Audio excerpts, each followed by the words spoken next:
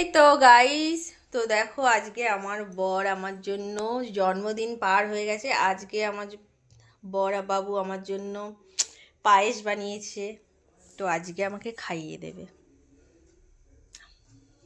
দিলাম আর দেবো না। দেখেছো, পায়েস বানিয়েছে আমার জন্য, তাও খাইয়ে দিচ্ছে না। আমি তাহলে খাবো না, খাবো না। তখন দিলাম, তখন কি করছিলেন? পায়েস বানিয়েছে, তারপরে পনির।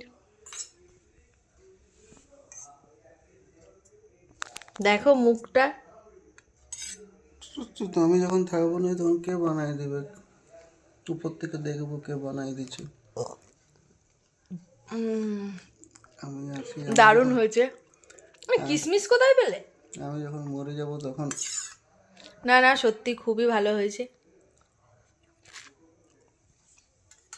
তোমাদের কাদের কাদের এরকম বর আছে গো, যে বানিয়ে খাওয়ায়? আর পনিরটাও দারুণ হয়েছে জানো তো। আমার বরবাবু আছে, খুবই ভালো রান্না করে।